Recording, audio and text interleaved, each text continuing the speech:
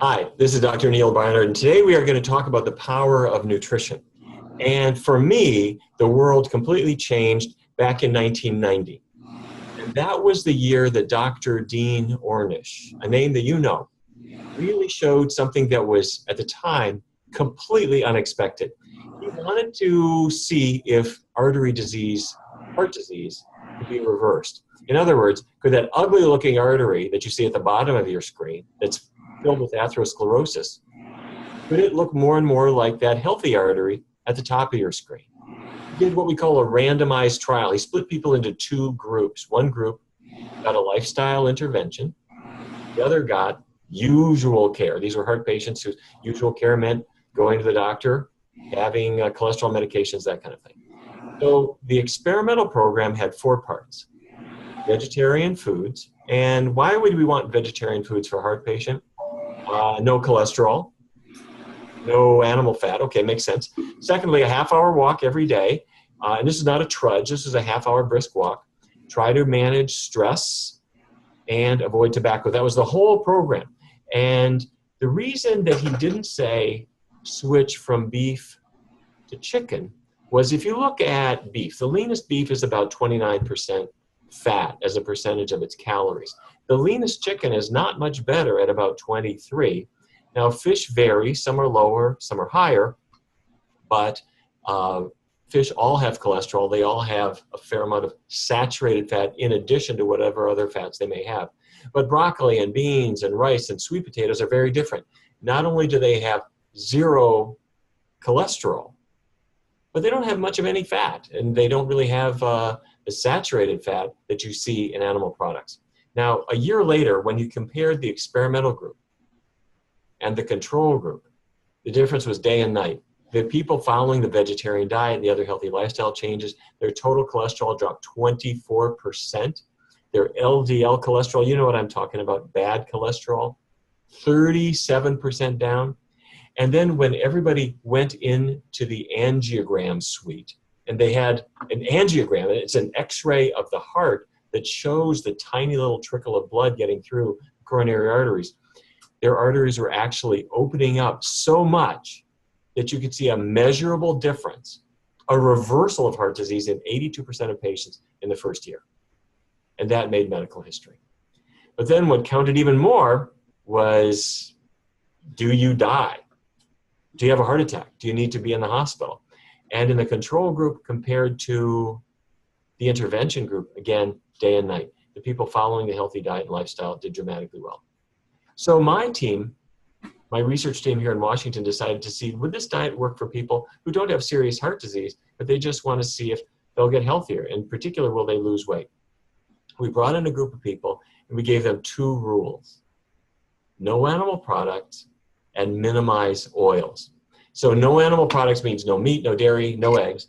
And minimizing oils means don't take that bottle of olive oil and go glug, glug, glug, glug, glug all over your pasta. And we asked people not to change their exercise patterns. And it was a 14-week study. And the kinds of foods that we encourage people to eat are from what we call the power plate: fruits and grains and legumes. Legumes are beans, peas, lentils, foods that grow in a pod, and also vegetables. So fruits, grains, legumes, vegetables. And what a typical day's meals might look like would be blueberry pancakes with butter. Nope, not with butter, but they could have syrup or jam or something like that. Oatmeal topped with cinnamon and raisins, or sliced strawberries, or whatever you might want. Half a cantaloupe or the whole cantaloupe. We're not counting calories with this kind of diet. Now for dinner, when my linguine arrives, it won't be topped with the Alfredo sauce. No, it'll have artichoke hearts, and seared oyster mushrooms, or something like that. So no calorie counting, no carb counting, and instead we're just following a healthy vegan diet. At 14 weeks, the average person had lost 13 pounds, 2 inches off their waist, and we measured something called insulin sensitivity, which is how well the body handles glucose. And we found that it was measurably better as well. So why? How is it that this could work? Well, the first thing is very simple. Fiber tricks the brain. Fiber, plant roughage, leads to satiety. Now, it tells the brain that you're full. So if you think about beans or vegetables, they have roughage in them. And that roughage, that fiber, has effectively no calories, but it's quite filling. Now, Velveeta, unfortunately, is not from a plant. It has no fiber whatsoever, and it doesn't fill you up the way plant foods do.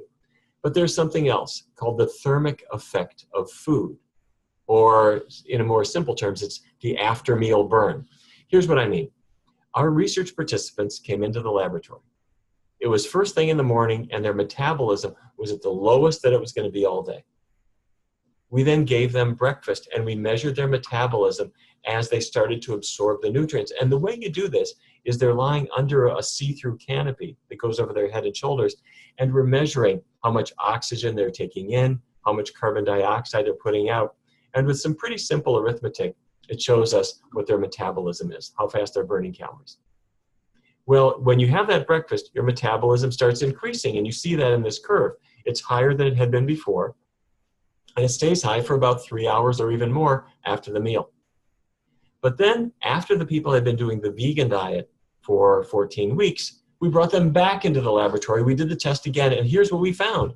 Their after-meal burn was higher than before. Not a lot, about 16% higher. But let's say I'm burning calories 16% higher for 3 hours after breakfast, and 3 hours after lunch, 3 hours after dinner. I have a better calorie burn than I had before. Now, why is that happening? Well, this is a muscle cell. And the reason I'm showing you a muscle cell is you've heard the people say your muscles are your calorie burners. Don't lose your muscle mass, that helps you burn calories. True enough. Well, this is a muscle cell, and inside it are mitochondria. You remember from your high school biology, mitochondria are the burners inside the cell. And if you have a lot of active mitochondria, you burn through calories pretty well. All right, but you have something else in your cell, fat. And if I'm eating chicken fat or beef fat or cheese fat, that fat starts building up inside the cell.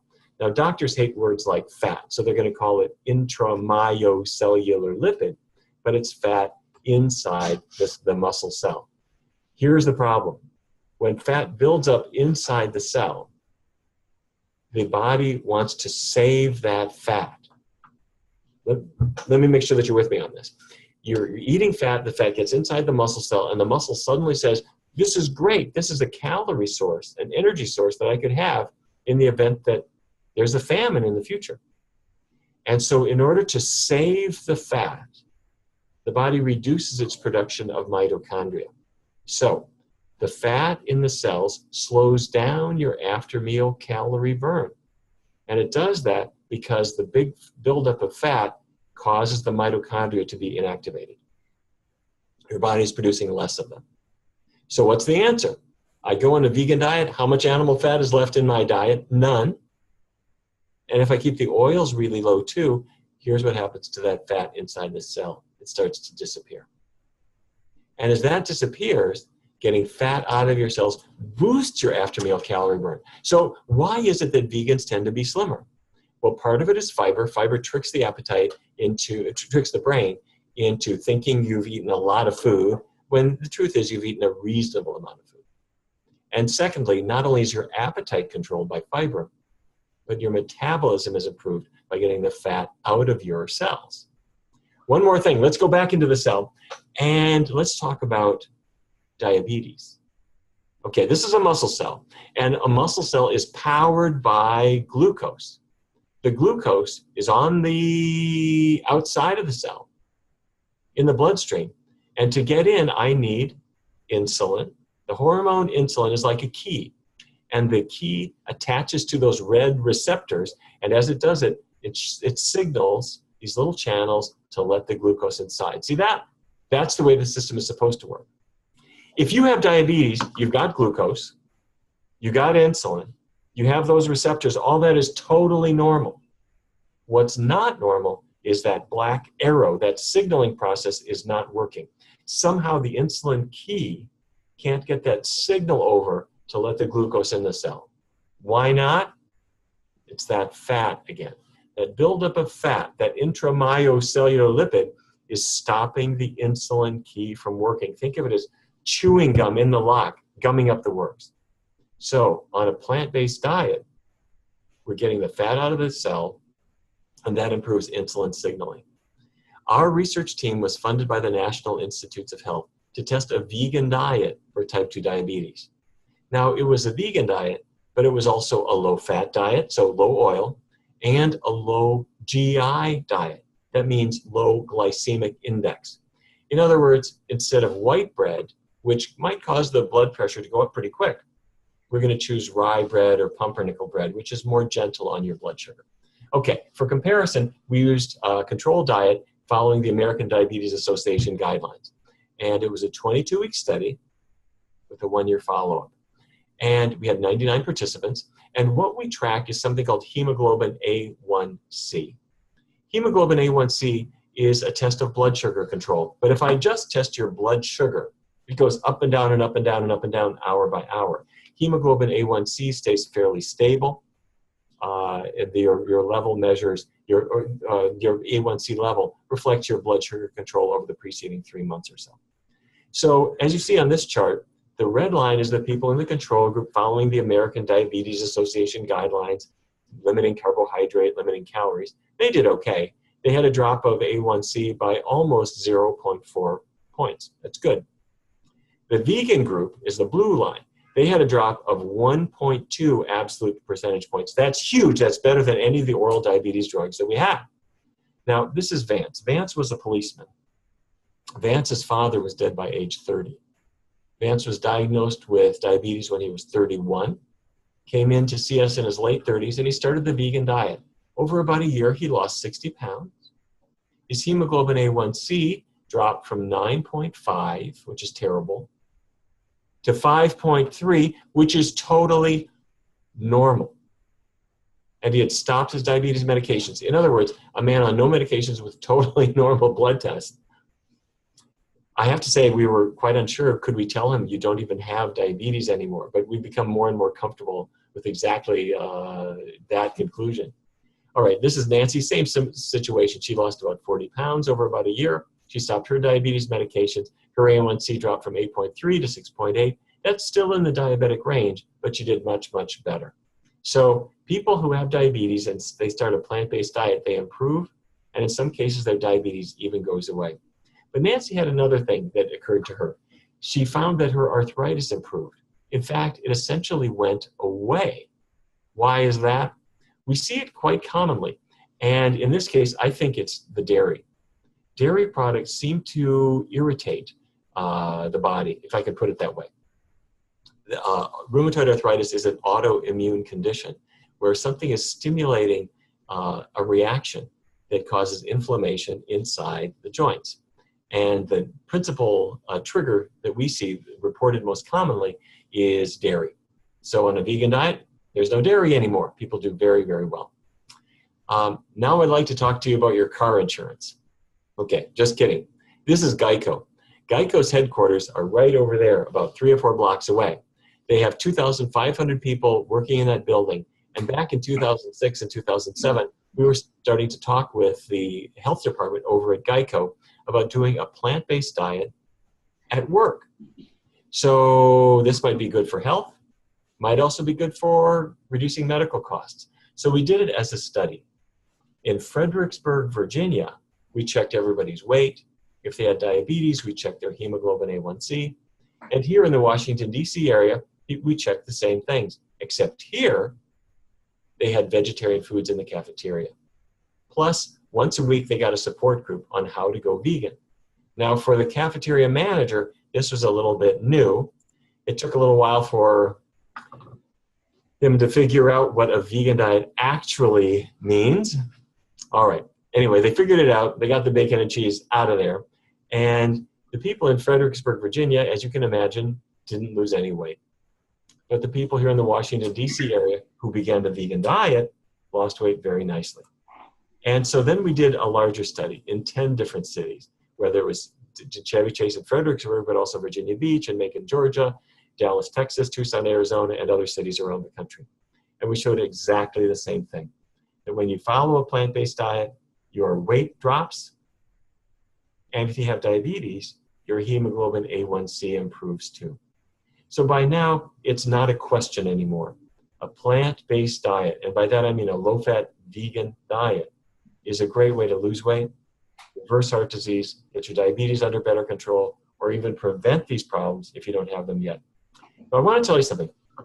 In the Geico Trial, our instructors would go over there every week and talk to the people, and they would give them support and instruction. And they would come back after the study and they would say, you know, the people at Geico are so enthusiastic, except for two of them. There are two, they're named Hillary and Bruce, and they sit in the back and they just talk a lot. They don't seem to really pay any attention to the lectures. I wonder why they're here. And I kept hearing every week of our instructors talking about Hillary and Bruce, who seem not to be very interested. Well, you know what? You can misjudge people.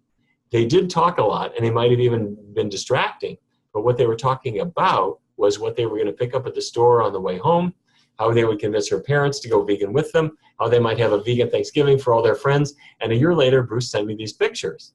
Hillary's lost 85 pounds, Bruce has lost 100 pounds. And as you can see, a plant-based diet is a terrific way to regain your health. Okay, this is a man named Jean Remy. He sent these pictures from Canada because he weighed about 320 pounds. He had pre-diabetes. He went on a plant-based diet reading a book that I wrote about reversing diabetes. And it did not say to count carbohydrates or to reduce calories. What it said was get away from animal products and keep oils low. And by the time he got to chapter 4, he'd lost 160 pounds and it revolutionized his life. This is Jenna, same story. She wanted to lose some weight, but she didn't do it by starving. She did it with a simple plant-based diet. She got her waistline back, got her confidence back, but more importantly, she got her health back. Now, this is Chicago. And what I wanted to mention is that it's not just your heart or your waistline or your risk of diabetes, but there also might be effects on brain function. The Chicago Health and Aging Project got started in 1993.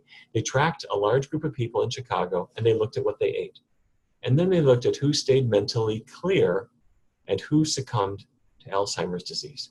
And the first foods that they started to key in on were things like bacon or dairy products or meat, because these are foods that are loaded with saturated fat. You know about saturated fat, bad fat. Well, dairy products are the leading source, but there's also plenty of it in meat. Now, some people in Chicago didn't eat very much saturated fat, maybe 13 grams a day. Some ate just about twice that. And when they looked at Alzheimer's risk, here's what they found. The high fat consumers, specifically saturated fat, had 2 or 3 times, maybe even more, a risk of Alzheimer's compared to those people who were eating a lot less saturated fat. They looked at trans fats and found much the same kind of thing. So the healthy diet, we believe, not just for your heart and your waistline, but also for the brain, is the power plate. Fruits, grains, legumes, vegetables. In 2009, we sent this to the US government. We didn't hear back from them, so we filed a lawsuit against the US government. Yes, that's right. The Physicians Committee sued the USDA. And in 2011, did you see what the USDA came up with? This is now government policy. It's called My Plate. Fruits, grains, vegetables, they have what they call a protein group, which could be meat, but it could also be beans or nuts or tofu or other high protein foods from plant sources. There's a dairy group, but to their credit, they include soy milk. I'm not taking any of the credit for this, but it does look rather similar to what we sent them, doesn't it? So by now you might be thinking, okay, I get it. If I have heart disease, I'd like to reverse it. And if I don't have it, I want to prevent it. I'd like to lose weight or keep my slim waistline. If I've got diabetes or other health risks, I'd like to improve too. But how do I start? I want to share with you how we start a healthful diet in our patients and in people who are in our research studies. Here's what we do. Step 1, don't change your diet. Instead, just check out the possibilities. So what that means is think about the foods that I could have for breakfast, for lunch, for dinner, for snacks, and we give patients a sheet of paper and we ask them to take 7 days and write down foods in each category. So we're going to give you some suggestions. For breakfast, how about oatmeal? Flavor it up with cinnamon and raisins. How about blueberry pancakes? Instead of milk on my cereal, how about topping bran flakes with almond milk? Why not try the veggie sausage? So all we're doing for the first week is experimenting. We're checking out the possibilities. Then we're going to go for lunch. Have I ever had a pizza without cheese? No, I haven't. Let's try it. Let me try the vegetable chili. Let me try the bean burrito. I've never tasted a veggie burger. Now is the time to try it out. If I go to an Italian restaurant, I could have my angel hair pasta topped with not a meat sauce, but the vegan arrabbiata sauce. Instead of a meaty soup, I could have pasta e fagioli or minestrone or lentil soup or split pea. Okay. Mexican, skip the taco. I'm going to have the bean burrito instead, or the veggie fajitas, beans and rice. Easy. Chinese, even easier. They got lots of rice dishes, vegetable dishes, tofu dishes. Couldn't be simpler. Extra points for Japanese because they have many foods that are plant-based. Yes, you can have the cucumber sushi, asparagus sushi, sweet potato sushi, edamame, delightful, delicate salads, but they also tend to avoid excess oils. So it's very light cuisine. All right, let's say I'm going to the submarine sandwich place or the taco place. Will they make me vegan options? Absolutely. You can leave the cheese and meat off that submarine sandwich, and the people behind the taco bar, they're more than happy to leave out the cheese off your bean burrito. Very good. Okay, so wherever you're eating, you just choose the vegan option. So it's been a week. I've checked out the possibilities, and I know what I like. Step 2 is a 3-week test drive. So in the first week, I chose some healthy items for breakfast, lunch, dinner, snack, fast food, regular restaurant meals, whatever I like. Now I'm going to eat them. For 3 weeks, I'm going to eat the foods I already know that I like. So at the end of that time, people feel great and their tastes are starting to change. Now they've got power. For extra help, we encourage people to use our 21-day vegan kickstart. Every day for 21 days, we're going to send you an email that includes menus, recipes, cooking videos, and it makes it fun. We even have a message board where you can ask questions and get answers. We have lots of celebrities and athletes and doctors who are giving you tips. It comes with a free app. So all of this makes it so easy. It's in English, it's in Spanish, it's in Mandarin. We also have a Kickstart for people from the Indian subcontinent. It's English language, but Indian food. We also have it in Japanese. Let me say one word about a new project that we've begun. It's called the Barnard Medical Center.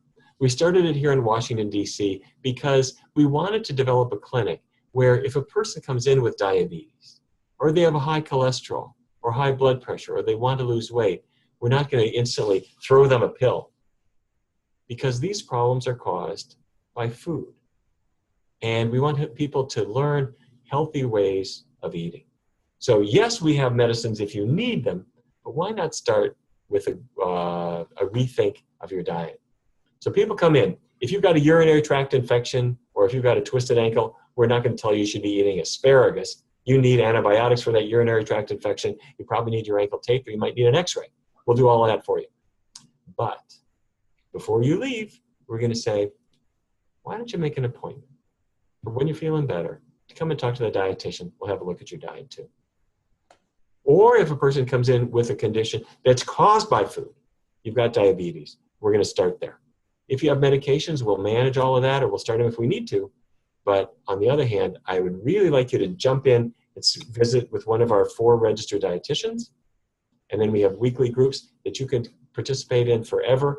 And our patients love it, and our doctors love it. Because instead of feeling like they're just running a pill factory, what they're doing is tackling the cause of disease and helping people to get better. So let me stop by just saying this. I know you've been listening to presentations from other experts. And by now people will often say, you know, it's true that healthy eating is so powerful. But the country that we live in and the other countries that we visit, we're really worried that we're seeing just the opposite. People are eating in ways that are so unhealthful. Can we win this battle? Well, the answer is yes, we can win. And the reason I know that is we've been here before. A generation ago, about 30 years ago, I was sitting in my hospital, the George Washington University Hospital, and we were having a discussion about cigarettes. The question was, could we ban smoking in the hospital? Because the truth is, we sold cigarettes in the gift shop, and I bought them. I bought cigarettes. My head of surgery bought cigarettes. We would smoke them walking down to the doctor's lounge, and when we walked into the doctor's lounge, you had to wave your arms to get away from the smoke. It was unbelievable. And our patients could smoke in bed. The medical students all smoked. Now, we weren't stupid. We knew that cigarettes caused cancer, but we also knew that it takes time to get cancer. So the idea was, I'm smoking now, I'm under stress, but I'll quit. And then when you quit, you'll be all right. Well, at some point, we realized the time is now. We got to stop this now. We got to stop smoking in the hospital, stop selling cigarettes in the gift shop. We've got to stop it in our own lives. And that's what we did. And inside of about 2 weeks, we knew we were right. And every other hospital has done the same thing. And every other business, every restaurant, every airline, they've all stopped smoking. They don't allow it anymore. And now it can be a cold day in Washington, D.C. And some February morning, there's a guy standing outside in his shirt sleeves. He's having the last drag on his cigarette before he goes into his non-smoking building. Well, that's where we are now with food. We know we've got a problem, but we think, well, I don't know, food tastes so good. Hospitals and other places are selling unhealthy food. Restaurants sell unhealthy food. People make it at home. But you know what? Even though we know that something is wrong and we've got to change things because the next generation is otherwise condemned to obesity and diabetes and heart disease, you know what? The time to change is now. Time's up. So the way to start is not with a moralistic discussion about how wrong we've been, but rather having fun with this. That when we look at the vegan options, they're delicious, they're great. You can go into the health food store. You know, a generation ago, there were dingy, dark places playing folk music, and the cashier was named Sunshine. They had a few things, and, you know, you just wanted to kill yourself in a place like that. Well, today, health food stores are huge. They've got so many wonderful products, and people are buying them. And restaurants are now featuring vegan and vegetarian options.